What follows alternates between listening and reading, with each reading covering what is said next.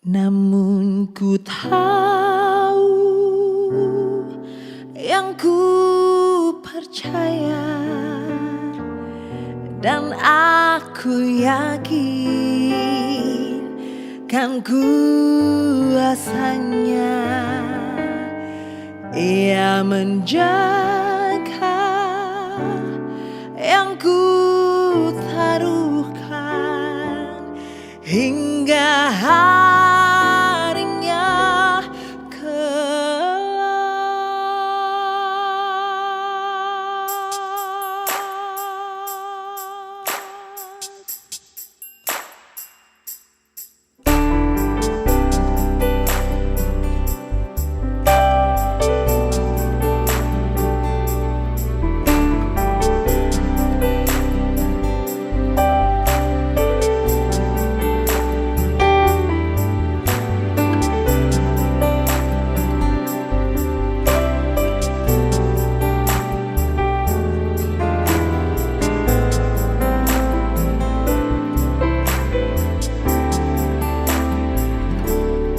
Ku heran Allah mau memberi rahmat-Nya padaku, dan Kristus sudi menebus yang hina bagaiku.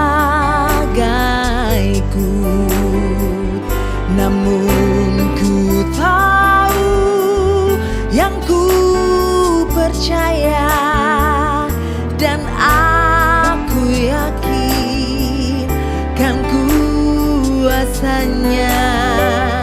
Ia menjaga yang ku taruhkan hingga harinya kelak.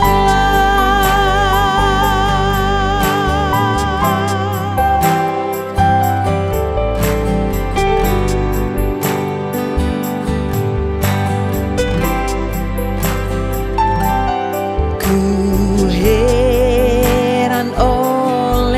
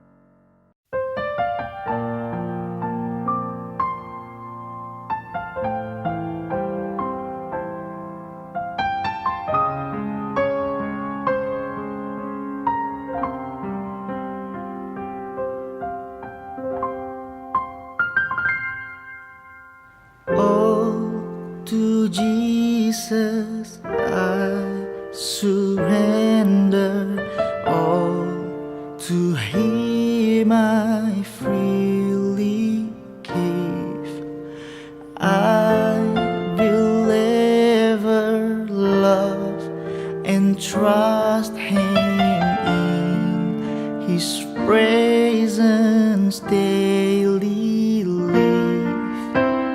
I surrender all.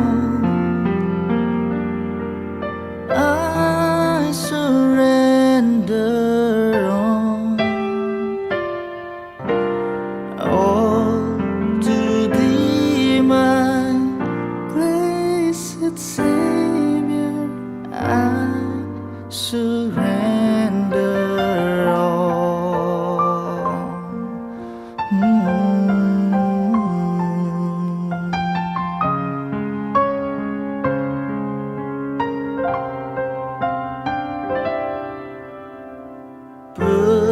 Berserah kepada Yesus, di kakinya ku sujud. Nikmat dunia ku tinggalkan, Tuhan terima anak-Mu.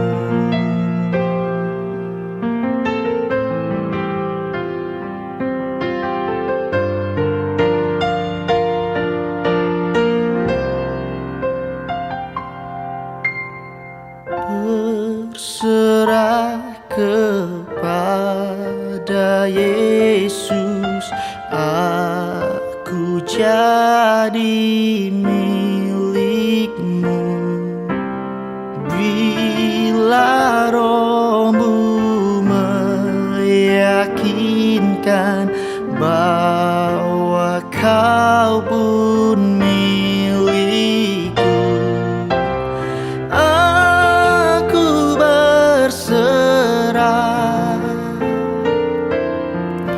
Aku berserah kepadamu, Juru Selamat. Aku berserah.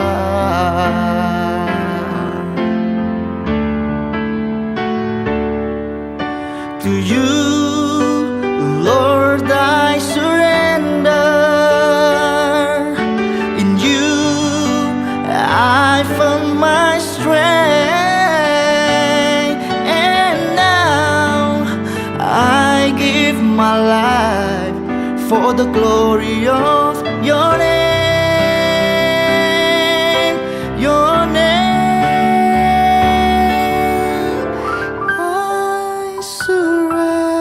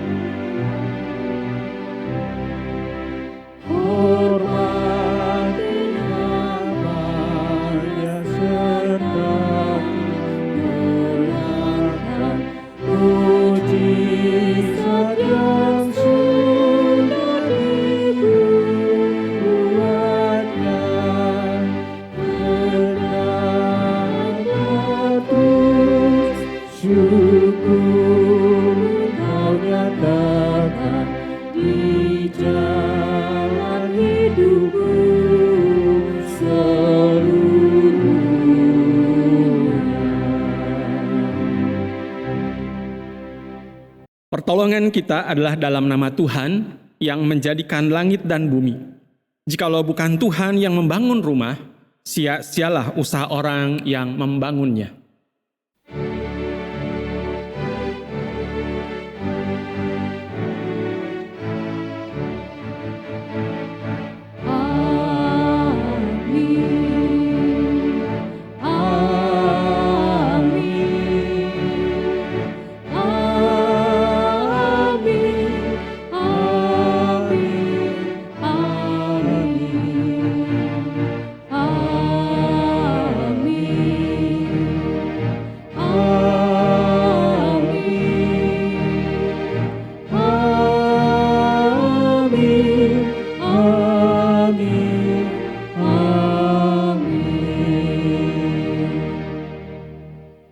Salam hai umat yang dikasihi, salam hai keluarga yang diberkati, Tuhan beserta kita semua. Jemaat yang dikasihi oleh Tuhan, kita memasuki bulan keluarga, dan dalam momentum bulan keluarga ini kita kembali diingatkan bahwa keluarga adalah persekutuan terkecil di dalam kehidupan kita sebagai umat Tuhan. Walaupun terdiri dari orang-orang yang tidak sempurna, keluarga ini hendaknya menjadi tempat di mana ada damai dan penuh dengan sukacita. Karena itu perhatikanlah firman Tuhan di dalam Filipi pasal yang kedua, ayatnya yang pertama hingga ayatnya yang ketiga. Jadi karena dalam Kristus ada nasihat, ada penghiburan kasih, ada persekutuan roh, ada kasih mesra dan belas kasihan, karena itu sempurnakanlah sukacitaku ini dengan hendaklah kamu sehati sepikir, satu di dalam kasih, satu jiwa, satu tujuan, dengan tidak mencari kepentingan sendiri atau puji-pujian yang sia-sia. Sebaliknya, hendaklah dengan rendah hati yang seorang menganggap yang lain lebih utama daripada dirinya sendiri.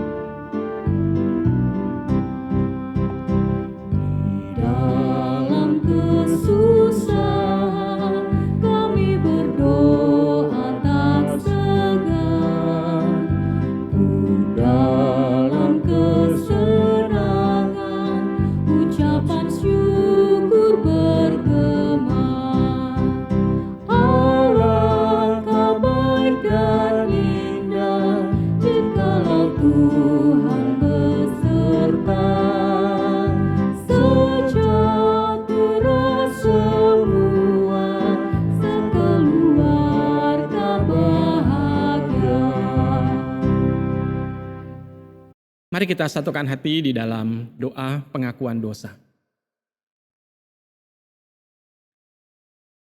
Firman-Mu telah kami dengar dan pujian telah kami naikkan, bahwa kami ingin hidup kami sebagai rumah tangga. Kami boleh sungguh mencerminkan Tuhan sebagai kepala, di mana ada kasih, ada nasihat. Di sana kami boleh mengalami kasih mesra dan belas kasihan. Satu dengan yang lain saling melengkapi, saling memberkati. Namun nyatanya tidak selalu demikian. Karena itu kami hari ini datang di hadapan-Mu sebagai jemaat-Mu. Secara khususnya dalam bulan keluarga. Kami ingin kembali biarlah Tuhan menolong kami dan mendorong kami di dalam terang firman Tuhan untuk boleh menata kembali kehidupan rumah tangga masing-masing setiap kami. Sehingga sungguh nyata dan kami bahagia bahwa rumah kami adalah rumah di mana Engkau Tuhan menjadi kepala, sehingga setiap kami boleh mengalami berkat, bahkan membagikannya di tengah-tengah kehidupan. Ini kami semua datang di hadapan-Mu Tuhan, ampunilah kami dan baharulah kami. Demi Kristus Yesus kami mohon dan berdoa. Amin.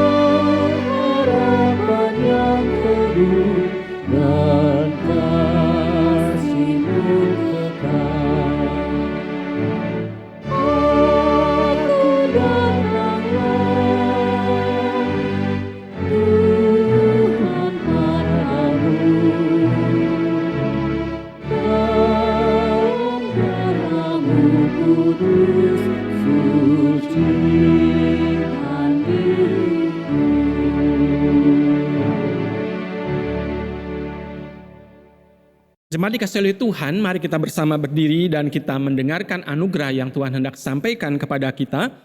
Bagi setiap orang yang mengakui kesalahannya, Tuhan hendak menyatakan anugerahnya. 1 Yohanes pasal 1 ayat 8 dan 9 firman Tuhan katakan demikian. Jika kita berkata bahwa kita tidak berdosa, maka kita menipu diri kita sendiri dan kebenaran tidak ada di dalam kita. Jika kita mengaku dosa kita, maka Ia adalah setia dan adil, sehingga Ia akan mengampuni segala dosa kita dan menyucikan kita dari segala kejahatan. Demikianlah berita anugerah dari Tuhan.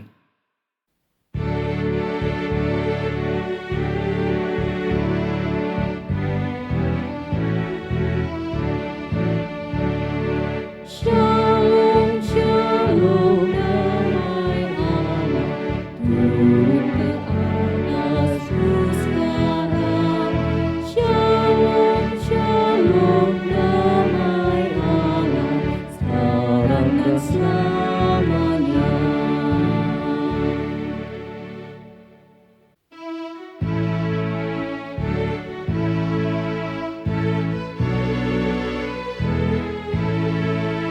Batu karang yang teguh, Kau tempatku berteduh, karena dosaku berat dan kasarnya menyesal. Oh, bersihkan diriku oleh darah labumu.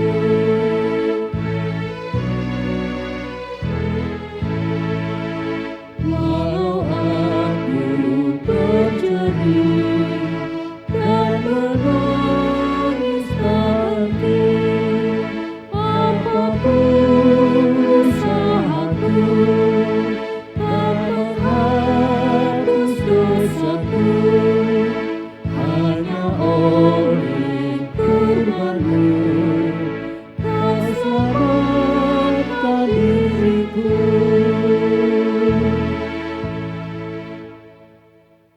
Saudara, mari kita bersama-sama hendak memasuki pelayanan firman. Kita akan berdoa, mohon Roh Kudus memimpin kita di dalam memahami terlebih lagi kita menghidupi firman-Nya. Mari kita berdoa. Kami sungguh bersyukur untuk kesempatan di dalam bulan keluarga ini boleh kembali bersama-sama hendak menggumuli firman-Mu, maka biarlah Roh Kudus Tuhan menolong kami untuk boleh memahaminya, terlebih lagi kami menghidupinya. Sehingga rumah tangga kami boleh mengalami berkat Tuhan, bahkan melalui keluarga kami memberkati dunia ini. Kami doa dan memohon demi Kristus Yesus Tuhan Juru Selamat kami. Amin. Jemaat sekalian, mari kita bersama-sama membuka Alkitab kita, Filipi pasal yang keempat, ayat pertama hingga yang ke-9. Filipi pasalnya yang keempat, ayat pertama hingga yang ke-9. Kita akan membaca bagian ini untuk melandasi tema kita pada hari ini, yaitu keluarga sehati. Filipi pasal 4, saya bacakan ayat yang pertama hingga yang ke-9.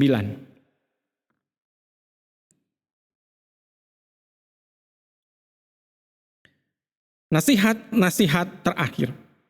Yudia kunasehati dan Sintike kunasehati, supaya sehati sepikir dalam Tuhan. Bahkan kuminta kepadamu juga, Sunsugos, temanku yang setia, tolonglah mereka. Karena mereka telah berjuang dengan aku dalam pekabaran Injil, bersama-sama dengan Clemens dan kawan-kawanku sekerja yang lain, yang nama-namanya tercantum dalam kitab kehidupan. Bersukacitalah senantiasa dalam Tuhan. Sekali lagi kukatakan, bersukacitalah. Hendaklah kebaikan hatimu diketahui semua orang. Tuhan sudah dekat. Janganlah hendaknya kamu khawatir tentang apapun juga, tetapi hendaklah nyatakan dalam segala hal keinginanmu kepada Allah dalam doa dan permohonan dengan ucapan syukur. Damai sejahtera Allah yang melampaui segala akal akan memelihara hati dan pikiranmu dalam Kristus Yesus. Jadi akhirnya, saudara-saudara, semua yang benar, semua yang mulia, semua yang adil, semua yang suci, semua yang manis, semua yang sedap didengar, semua yang disebut kebajikan dan patut dipuji, pikirkanlah semuanya itu. Dan apa yang telah kamu pelajari, dan apa yang telah kamu terima, dan apa yang telah kamu dengar, dan apa yang telah kamu lihat padaku, lakukanlah itu. Maka Allah sumber damai sejahtera akan menyertai kamu. Demikianlah pembacaan firman Tuhan, yang berbahagialah kita yang menyimpannya dalam hati, terlebih melakukan dalam hidup setiap hari. Haleluya.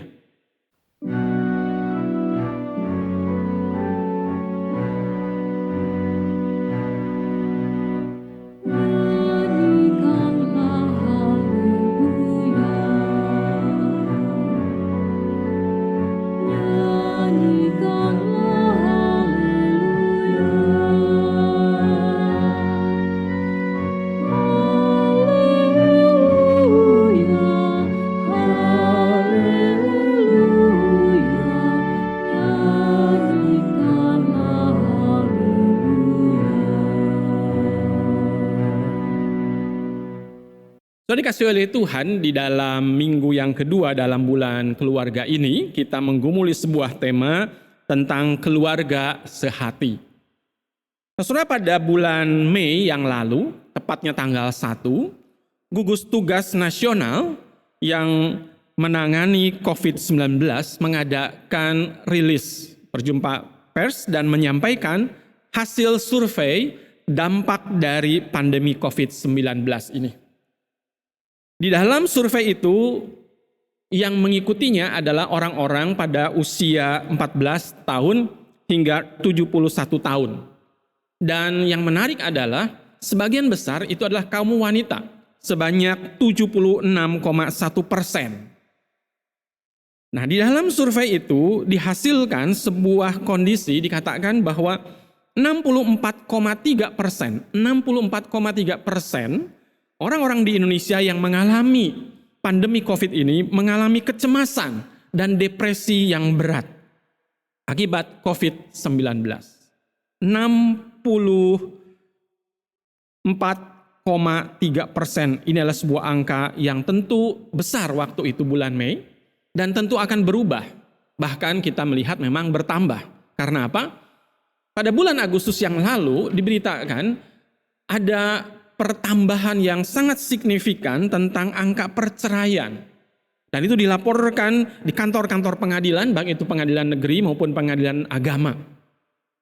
Yang menarik adalah ketika ditanyakan apa yang menyebabkan perceraian ini begitu signifikan bertambahnya. Sampai-sampai dikatakan parkiran pengadilan-pengadilan itu bertumpuk-tumpuk sampai luber ke jalanan.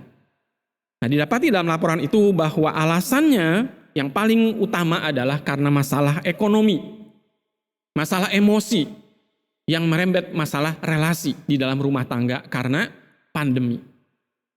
Saudara, di tengah-tengah pergumulan ini kita melihat bagaimana pandemi telah merampas penghasilan di tengah-tengah keluarga. Usaha ada yang mengalami penurunan bahkan kebangkrutan. Ada yang kehilangan harga diri karena prestasi mereka tidak lagi bisa dipertahankan. Ada yang pergaulannya terpaksa dibatasi. Social distancing menimbulkan juga social disconnecting. Ada juga orang-orang yang mengalami ruang-ruang pribadinya dibatasi sehingga tidak bisa pergi kemana-mana. Orang-orang terdekat mengalami sakit bahkan jatuh sampai meninggalnya. Saya ditelepon oleh orang-orang yang mengalami pergumulan, bagaimana orang-orang terdekatnya satu demi satu bepergian, entah itu untuk pekerjaan, untuk melanjutkan kehidupan, tetapi mendapatkan kabar bahwa yang bersangkutan sakit, bahkan kemudian meninggal dunia. Dan kabar ini, keadaan ini menimbulkan ketakutan dan kekhawatiran bahwa hal yang serupa akan terjadi dengan dirinya. Maka di sini tidak keliru survei yang dilakukan oleh gugus tugas nasional bahwa pandemi ini membawa sebuah situasi di mana kecemasan, bahkan ketakutan itu melanda kita. Nah, saudara, dalam kondisi yang semacam ini, dengan mudah kita kadang menyalahkan keadaan, bahkan orang lain. Bagaimana seharusnya kita sebagai sebuah keluarga mensikapi keadaan ini? Bagaimana kita menghayati bulan keluarga ketika kita bergereja, kita melihat firman Tuhan menerangi kita di dalam kondisi seperti ini. Saudara, mari kita bersama-sama fokuskan dengan mempelajari Filipi, baik itu dalam pasal 2 maupun di pasal yang keempat, secara khususnya nasihat di dalam Filipi pasal 4 ayat yang ke-7. Di sana dikatakan, pelihara hati dan pikiran di dalam Kristus. Mari kita fokus bagaimana kita memelihara hati dan memelihara pikiran di dalam Kristus. Kalau kita perhatikan bacaan yang tadi sudah kita lakukan, rupanya jemaat di Filipi juga mengalami situasi yang tidak selalu harmonis. Ada saja pertikaian, ada saja kondisi disharmoni. Di sana diungkapkan setidaknya dalam diri Yudea dan Sintike. Bahkan sampai Paulus meminta kepada teman-teman yang lain untuk menolong mereka. Saudara, mari kita belajar dari jemaat Filipi ini, apa yang seharusnya kita hidupi, kita hayati kembali di tengah-tengah kehidupan keluarga kita, dalam kehidupan bergereja kita. Yang pertama, saudara, kita perlu memelihara hati di dalam Kristus. Pelihara hati di dalam Kristus. Satu hari saya membaca sebuah kisah tentang suami istri dan mereka sudah berumur paruh baya. Waktu itu dikisahkan bahwa sang suami mengalami kecelakaan bahkan sampai koma di rumah sakit. Dalam keadaan semacam itu dikatakan sang istri setia menemani di rumah sakit. Setelah beberapa lama perawatan, si suami itu kemudian sadar. Dan dalam keadaan yang masih lemah, sang suami itu menatap sang istri. Dan ketika istri menyadari suaminya siuman, istri gembira luar biasa. Dengan segera dia genggam tangan sang suami. Lalu sang suami dengan lirih mengucapkan kata-kata demikian. "Ma, engkau selalu ada di sisiku. Saat aku bekerja dan di PHK, engkau ada di sisiku. Saat aku bisnis dan ditipu oleh rekan bisnisku, engkau ada di sisiku. Saat aku kehilangan rumah sehingga harus menjualnya, engkau ada di sisiku. Sekarang aku kecelakaan, hampir mati. Sekarang terkapar lemah. Engkau juga ada di sisiku." Saudara, mendengar perkataan sang suami seperti ini, istri ini terharu luar biasa. Sambil mengangguk-anggukkan kepalanya, dia mempererat pegangan tangannya kepada sang suami. Kemudian sang suami ini menatap istrinya dan membisikkan kalimat ini. Kamu memang pembawa sial di sisiku. Saudara, saya ketika membaca kisah ini saya terkejut luar biasa. Awalnya saya berpikir bahwa sang suami akan memuji kesetiaan sang istri yang selalu ada di sisi. Tetapi rupanya suami ini justru mengatakan sebaliknya. Dia menyalahkan keadaan, bahkan dia menyalahkan pasangan yang selama ini ada di sisinya. Sebagian besar dari kita terbiasa diatur dan dikuasai oleh perasaan, oleh hati kita. Apa yang dirasakan oleh hati kita, itu yang biasanya kita tunjukkan dalam kelakuan kita. Sampai ada lelucon kan mengatakan bahwa kalau ada uang, abang disayang. Kalau tidak ada uang, abang ditendang. Karena rupanya yang disayang bukan si abang, tapi uang. Karena kita cinta dengan uang, maka abang yang banyak uang kita sayang. Tapi ketika abang tidak punya uang, abang ditendang karena tidak ada uang. Hati kita seringkali menguasai diri kita, sehingga tingkah laku dan tindakan kita dikuasai oleh hati kita. Ketika perasaan dijadikan tuan, kebenaran biasanya jadi pelayan. Ketika kebenaran itu dijadikan pelayan, maka kebenaran bisa diatur-atur. Keadilan bahkan disingkirkan. Semua itu untuk memuaskan perasaan, memuaskan hati kita. Surah bacaan Filipi pasal 2 maupun pasal yang keempat mengingatkan bahwa umat Tuhan, keluarga-keluarga yang di dalam Tuhan tidak seharusnya berbuat demikian. Kebenaran seharusnya mengontrol perasaan. Yang paling penting bukan apa yang kita rasakan, tetapi apa yang firman Tuhan katakan sebagai kebenaran. Perkataan firman Tuhan yang benar jauh lebih penting daripada perasaan kita yang senang oleh karena keadaan sesuai dengan hati kita. Saudara, banyak nasihat dalam firman Tuhan yang sudah kita baca, dikhotbahkan, bahkan berkali-kali dalam setiap bulan keluarga. Tapi pertanyaannya, kenapa keluarga kita sebagai gereja sulit untuk mempraktekkan nasihat-nasihat firman Tuhan itu? Alasannya salah satunya adalah karena nasihat-nasihat itu bertentangan dengan dorongan kodrati kita. Berlawanan dengan kecenderungan hati kita. Tetapi hari ini kita diingatkan baik itu dalam ayat pembuka, dalam Filipi pasal 2 ayat 1 dan seterusnya. Di sana dikatakan bahwa di dalam Kristus ada nasihat. Di dalam Kristus kita menemukan penghiburan kasih. Di dalam Kristus kita mengalami persekutuan roh, mengalami kasih mesra, ada belas kasihan.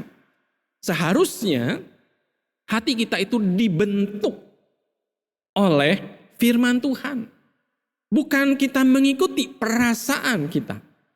Karena itulah karya dan teladan Kristus, di mana Kristus telah memberikan dirinya karena kasihnya, karena ingin memberikan kepada kita bukan hanya sekedar ajaran, tapi teladan. Maka di dalam kasih Kristus yang menyatakan karya dan teladan yang begitu kuat tentang bagaimana menata hati, bagaimana tidak mengikuti perasaan. Maka kita ketika terus-menerus mempelajarinya, kita terus menghayati apa yang Kristus sudah lakukan, maka disitulah kita akan menemukan bagaimana hati kita dipelihara di dalam Kristus. Pengenalan akan Kristus, karyanya dan teladannya, itu akan menolong dan mendorong kita supaya sungguh-sungguh mempunyai sebuah kesatuan hati di dalam hidup rumah tangga. Berbagi kasih mesra, kita satu dengan yang lain, berbelas kasihan di tengah-tengah kesulitan dan pergumulan anggota keluarga kita. Saudara kasih oleh Tuhan, kesatuan di antara manusia yang hari ini begitu marak, ya. Ada orang yang senang tiba-tiba muncul menjadi kelompok-kelompok bersepeda ria pada hari-hari, entah minggu, bahkan hampir setiap hari karena begitu banyak waktu yang luang. Ada orang yang tiba-tiba senang hiking, tahu-tahu semua pada ikut naik gunung. Ada sebuah kebersamaan, iya. Tetapi kebersamaan itu hanyalah sebuah kebersamaan yang didasarkan kepentingan bersama, interest yang sama, hobi yang sama. Coba nanti, setelah tidak ada lagi kesamaan-kesamaan yang menyatukan mereka, yang terjadi adalah bubar. Tapi hari ini kita diingatkan bahwa kita diajak untuk satu hati. Dan itu hanya bisa kita alami ketika kita dipelihara di dalam Kristus. Meneladani apa yang Tuhan sudah ajarkan dan teladankan, kita akan mengalami kesatuan hati. Yang kedua adalah kita diajak untuk memelihara pikiran di dalam Kristus. Memelihara pikiran di dalam Kristus. Filipi pasal 4 ayat 7 dengan jelas mengatakan hal ini. Di dalam damai sejahtera Allah yang melampaui akal dikatakan itu akan pelihara bukan hanya hati tapi juga pikiran di dalam Kristus Yesus.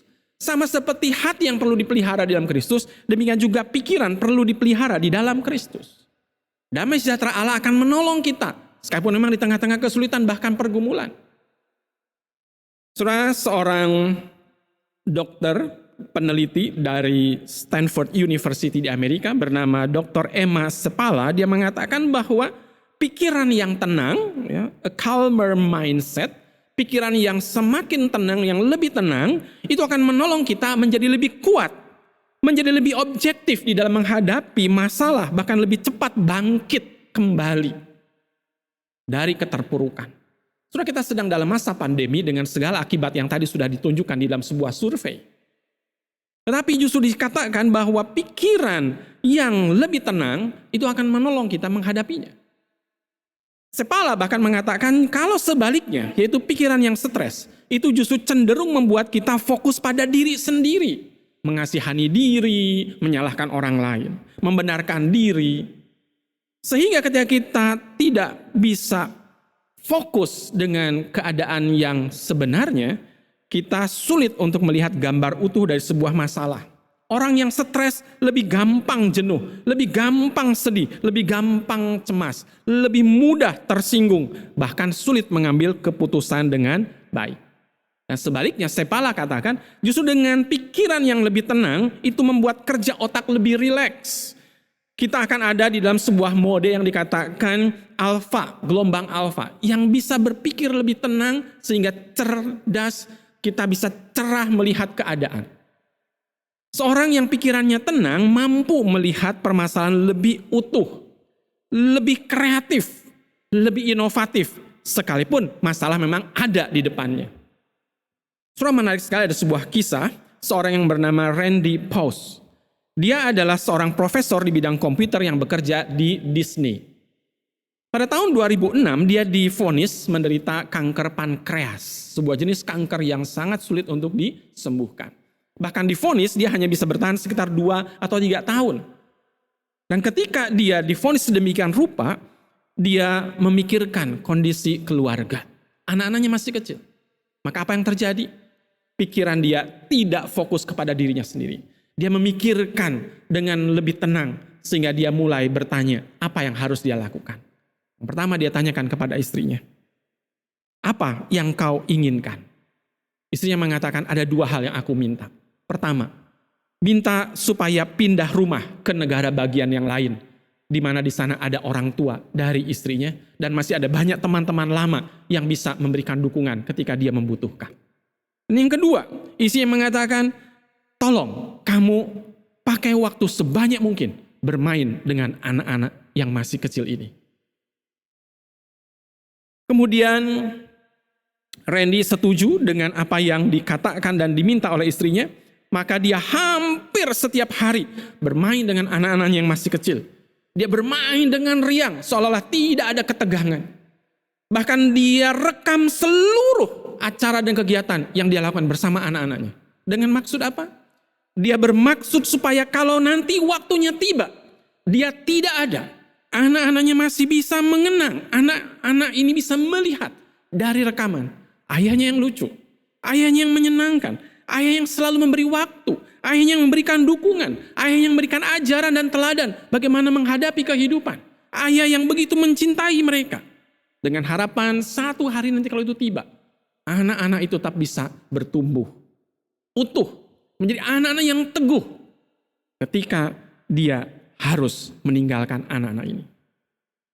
Yang menarik adalah kemudian 1 tahun berikutnya, 2007, Pauss ini memberikan kuliah yang sangat menginspirasi. Kemudian ini dijadikan sebuah buku dengan judul The Last Lecture, Really Achieving Your Childhood Dreams. Kira-kira diterjemahkan kuliah yang terakhir, cara menggapai mimpi masa kanak-kanak Anda. Tahun 2008, ketika akhirnya dia memang meninggal, isi kuliahnya itu dibukukan oleh New York Times. Videonya menjadi viral, bahkan dia mendapat julukan ayah yang menginspirasi dunia. Masalah tidak hilang, masalah mungkin masih menimbulkan ketegangan.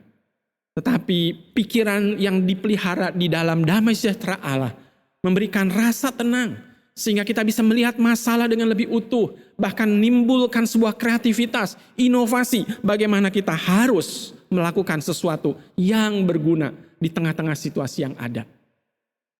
Saudara, pandemi ini membawa kita dalam sebuah keadaan di mana setiap orang tidak ada yang tidak kena.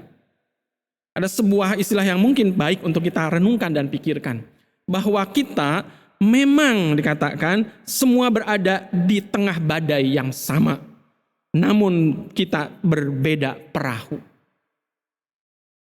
We are in the same storm, but we may not be in the same boat. Sebagai suami, sebagai istri, sebagai anak, tetangga, teman, kita semua sedang mengalami badai pandemi. Semua. Tetapi jangan lupa, perahu kita berbeda. Perasaan kita, pikiran kita berbeda satu dengan yang lain. Karena itulah mari kita bersama-sama menaruh hati, menaruh pikiran yang di dalam Kristus dikatakan. Bahkan marilah kita belajar supaya damai sejahtera Allah yang melampaui akal itu memelihara hati dan pikiran kita di dalam Kristus. Yesus sudah memberikan teladannya, bahkan dia mau mengerjakannya di dalam diri kita. Karena itu biarlah kita terpelihara. Saudara, mari kita bersama-sama memperhatikan bagaimana kondisi pasangan kita, orang tua kita, anak kita, teman, tetangga kita. Dalam situasi semacam ini ada begitu banyak orang yang mengalami dampak dari pandemi. Dan itu tidak mudah. Tetapi di situ justru kita tidak boleh kalah. Kita justru dipanggil oleh Tuhan untuk mengubah keadaan supaya menjadi berkat, di mana di dalam keluarga sungguh sehati, sepikir di dalam Kristus. Karena itu marilah pikiran kita dikuasai oleh pikiran-pikiran Kristus. Di dalam ayat yang ke-8 di sana dikatakan, jadi akhirnya saudara-saudara, di tengah situasi dan kesulitan itu, semua yang benar, semua yang mulia, semua yang adil, semua yang suci, semua yang manis, semua yang sedap didengar, semua yang disebut kebajikan dan patut dipuji, pikirkanlah semuanya itu. Saudara, kita diajak untuk mengalihkan pikiran kita, fokus kita dari kondisi-kondisi yang sulit hanya membuat kita menjadi semakin pahit. Melihat kepada firman Tuhan yang membangkitkan semangat, memberikan pengharapan karena tidak sia-sia di dalam Tuhan. Karena saudara, mari kita bersama-sama sebagaimana firman Tuhan ini katakan, biarlah kita tidak mencari puji-pujian yang kosong, kita tidak mencari kepentingan diri sendiri. Karena itulah dua hal yang merusak hidup rumah tangga. Mementingkan diri sendiri, mencari pujian untuk kita, dan itu sia-sia. Kita diajak untuk seperti Kristus. Ketika di Taman Getsemani, dia memikirkan bukan dirinya, sekalipun memang punya keinginan sendiri. Kalau boleh cawan lalu, tapi Kristus menaruh hati dan pikiran Bapa di dalam hati dan pikirannya. Sehingga dia mengatakan, Bapa bukan kehendakku yang jadi, tapi kehendakmu-lah yang jadi. Dia melihat Anda dan saya punya sebuah kebutuhan akan keselamatan. Dan karena itulah Kristus memikirkan kepentingan kita lebih dari kepentingan dirinya sendiri. Itulah yang disebut dengan altruistis. Sebuah sikap yang tidak egosentris. Tidak menempatkan diri sebagai pusat. Tapi alter, orang lain, kepentingan, kesejahteraan orang lain kita tempatkan sebagai pusat dari kebahagiaan kita. Adakah kita bahagia ketika melihat pasangan kita bahagia? Adakah kita bahagia ketika melihat orang tua kita, anak kita mengalami damai sejahtera di tengah-tengah situasi yang memang tidak bahagia? Di tengah-tengah situasi yang memang mengancam. Bagaimana kita bisa memperjuangkan supaya mereka sungguh boleh mengalami berkat-berkat yang dari Tuhan? Mari, pelihara hati dan pikiran di dalam Kristus. Saya ingin menutup dengan sebuah kisah yang saya ajak jadikan sebuah refleksi buat kita. Kisah ini bisa terjadi dalam rumah kita masing-masing, baik itu sebagai seorang suami maupun sebagai istri, sebagai orang tua ataupun anak. Tapi dalam kisah ini saya membahasakan bagaimana seorang wanita yang menjadi istri, seorang wanita yang menjadi ibu bagi kita di tengah-tengah rumah tangga. Sambil merenungkan, merefleksikan bahwa wanita itu bisa adalah istri kita atau ibu kita.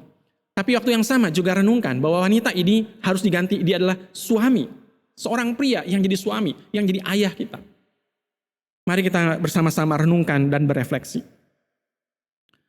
Wanita di rumah yang kini menjadi istrimu, yang menjadi ibumu, adalah dulunya gadis kecil yang sangat dicintai oleh ayahnya.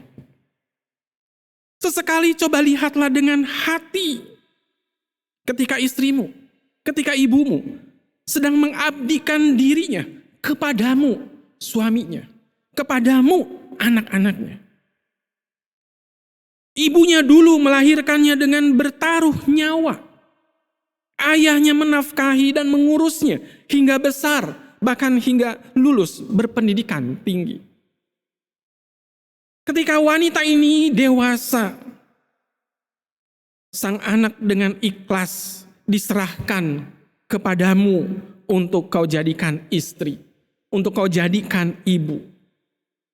Bukan melayani orang-orang yang dulu pernah membesarkannya, ayahnya atau ibunya. Tapi justru mengabdikan dirinya di separuh sisa hidupnya kepadamu, suaminya, kepadamu, anak-anaknya. Kini lihatlah istrimu, lihatlah ibumu. Dia bukan wanita yang lahir langsung besar dan dewasa. Dia lahir dan besar oleh perjuangan. Ada darah, ada keringat, ada air mata. Maka pantaskah engkau memakinya ketika ia melakukan kesalahan kecil? Saudara, biarlah kita merenungkan ini sehingga kita boleh menolong diri kita supaya bisa menempatkan hati dan pikiran dengan lebih utuh, dengan lebih jujur, bahwa mungkin saja wanita itu juga adalah kita. Suami, bahkan mungkin itu adalah kita, anak-anak. Maka biarlah keluarga kita semakin hari semakin dibaharui, semakin diberkati. Amin.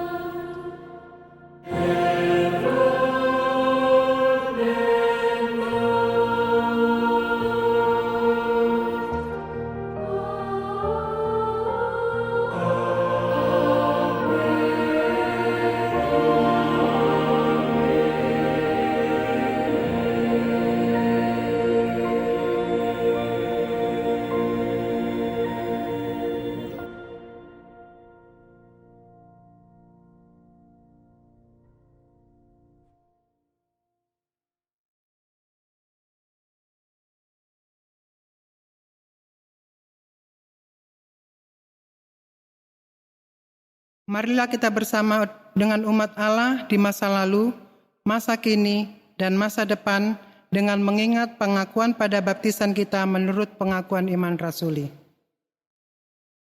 Aku percaya pada Allah, Bapa yang Maha Kuasa, Khalik langit dan bumi, dan kepada Yesus Kristus anaknya yang tunggal Tuhan kita, yang dikandung daripada Roh Kudus, lahir dari anak darah Maria, yang menderita, sengsara, di bawah pemerintahan Pontius Pilatus, disalibkan, mati dan kuburkan, turun ke dalam kerajaan maut. Pada hari yang ketiga, bangkit pula dari antara orang mati, naik ke surga, duduk di sebelah kanan Allah, Bapa yang Maha Kuasa. Dan dari sana ia akan datang untuk menghakimi orang yang hidup dan yang mati. Aku percaya pada Roh Kudus, gereja yang kudus dan am, persekutuan orang kudus, pengampunan dosa, kebangkitan orang mati dan hidup yang kekal. Amin. Jemaat sekalian, mari kita bersama-sama satukan hati, kita akan bersama berdoa syafaat dan nanti diakhiri dengan doa Bapa kami dinyanyikan. Mari kita berdoa. Bapa dalam surga, kami mengucapkan syukur dan terima kasih. Dalam bulan keluarga ini kami boleh sekali lagi diingatkan bagaimana Engkau Tuhan memberikan kepada kami bukan hanya ajaran namun teladan untuk kami hidupi sebagai keluarga di dalam Kristus. Maka tolong kami Tuhan untuk boleh memelihara hati dan pikiran kami di dalam Kristus. Supaya semua nasihat dan ajaran Tuhan itu yang membentuk pikiran, perasaan kami. Jangan biarkan hati kami dengan segala kecenderungannya yang ingin menyenangkan diri sendiri, itu yang menguasai hati kami. Tapi biarlah kami boleh belajar dibentuk oleh nasihat firman Tuhan. Tolong kami juga Tuhan supaya pikiran kami boleh dikuasai oleh Tuhan, dipelihara di dalam Kristus. Supaya kami tidak hanya memikirkan diri kami sendiri, tapi belajar kepada Kristus yang memikirkan apa yang menjadi kebutuhan kami. Engkau rela memberikan diri supaya kami boleh mengalami berkat dan selamat. Maka tolong kami Tuhan dalam hidup rumah tangga, baik sebagai suami, sebagai istri, sebagai orang tua, sebagai anak, sebagai saudara. Biarlah kami boleh terus-menerus belajar di dalam terang firman Tuhan. Sekalipun masa pandemi belum berakhir, bahkan dampak pandemi begitu berat, namun biarlah ada berkat yang membuat kami satu dengan yang lain saling mengingat, saling menguatkan, sehingga menjadi berkat yang dari Tuhan di tengah-tengah pandemi ini. Pakailah gereja untuk boleh terus memelihara kami. Pakailah gereja untuk boleh terus memfasilitasi kami untuk boleh saling menguatkan dan berbagi melayani satu dengan yang lain. Kami terus berdoa untuk jemaat yang mungkin mengalami dampak pandemi hingga mereka mengalami kesulitan di dalam ekonomi, di dalam menangani gejolak emosi, bahkan di dalam membangun dan merawat relasi. Biarlah Roh Kudus Tuhan di dalam berkat dan pertolongan-Mu boleh menyertai dan memberkati pemeliharaan keluarga ini boleh sungguh terjadi dalam masa-masa ini. Kami berdoa biarlah Tuhan juga tolong dan berkati untuk kesehatan kami semua. Jauhkan dari sakit penyakit, terlebih lagi di tengah-tengah pandemi ini. Kami berdoa menyerahkan juga untuk anak-anak kami, baik yang masih studi, mereka yang sudah bekerja, mereka yang sedang membangun rumah tangga. Kiranya Tuhan juga menolong supaya di tengah-tengah masa ini kami tidak mengeluh oleh keadaan, kami justru semakin teguh di dalam mengikut Tuhan. Kami berdoa biarlah Engkau menolong pemerintah kami khususnya di tengah-tengah masa pandemi ini, diberikan hikmat dan kekuatan oleh Tuhan untuk boleh menanganinya, sehingga kami boleh segera terlepas dari kondisi ini. Kami doakan untuk seluruh dunia yang saat ini juga sedang berlomba-lomba, berusaha untuk mencari solusi di tengah-tengah pandemi. Biarlah Tuhan memberkati dan menyertai, sehingga kehidupan kembali boleh dipulihkan. Terima kasih Bapa di surga, kami serahkan dan serukan doa kami ini bersama dengan doa yang Tuhan Yesus ajarkan kepada kami.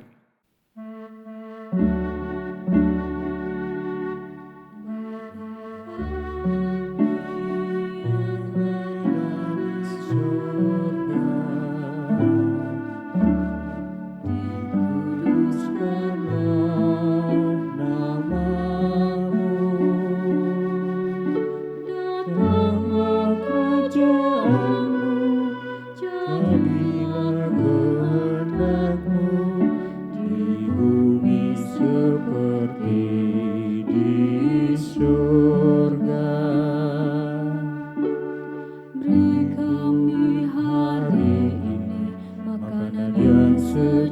syukurnya.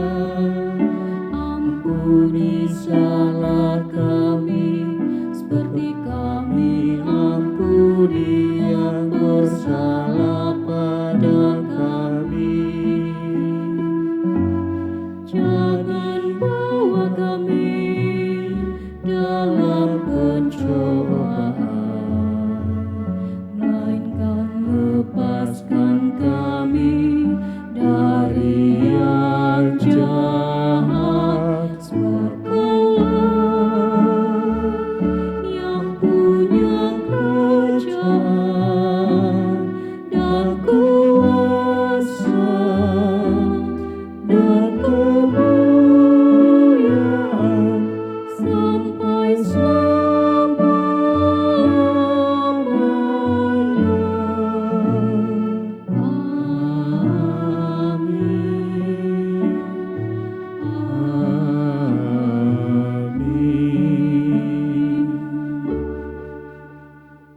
Hari ini kita tetap bersyukur dengan menyerahkan persembahan kepada Tuhan.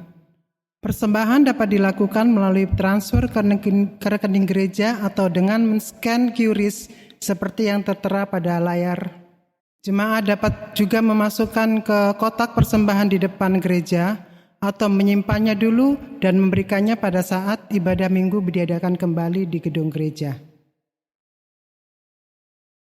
Nats persembahan terdapat dalam Mazmur 147 ayat 12-14.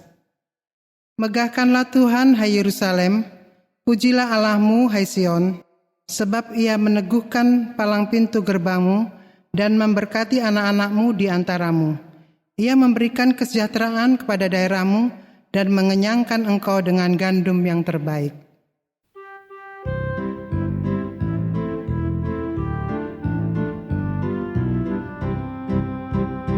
Ucap syukur pada Tuhan karena kita diselamatkan oleh-Nya.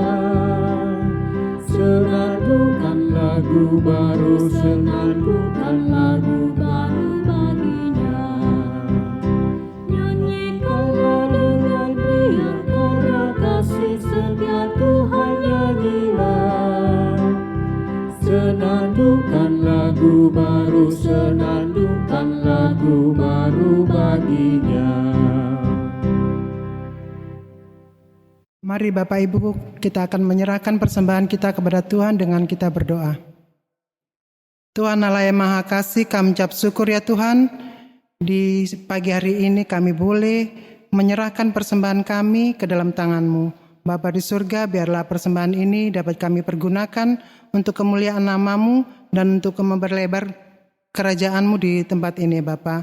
Biarlah persembahan ini dapat kami kelola melalui majelis kami, sehingga persembahan ini berbau harum di hadapan-Mu. Ampunkanlah segala dosa kami ya Bapa, dalam nama Tuhan Yesus kami berdoa. Amin.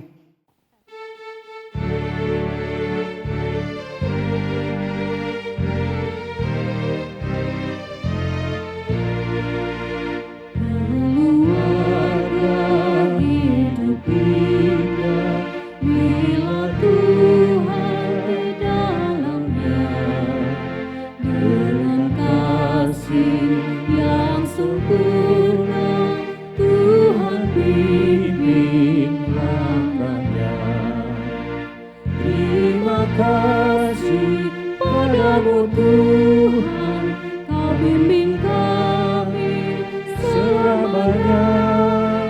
Segala hormat, puji dan syukur kami panjatkan kepadamu.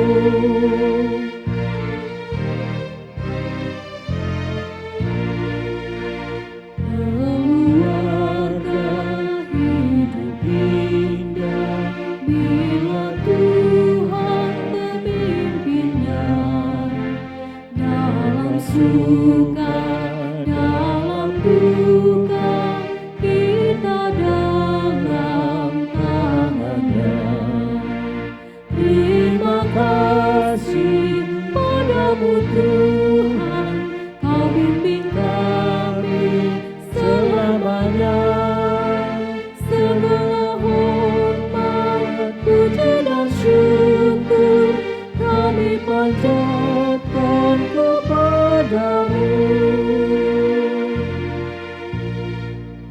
Jemaat sekalian, kita akan melanjutkan kehidupan ibadah kita dengan kehidupan keluarga yang semakin hari semakin memuliakan Tuhan, dan disitulah kita boleh menemukan keluarga yang sehati. Karena itu, arahkanlah hatimu kepada Tuhan dan pergilah menjalani kehidupan ini di dalam damai sejahtera dan kasih sesuai dengan firman-Nya. Terimalah berkat yang dari Tuhan. Tuhan memberkati engkau dan melindungi engkau. Tuhan menyinari engkau dengan wajah-Nya dan memberi engkau kasih karunia. Tuhan menghadapkan wajah-Nya kepadamu dan memberi engkau damai sejahtera-Nya. Amin.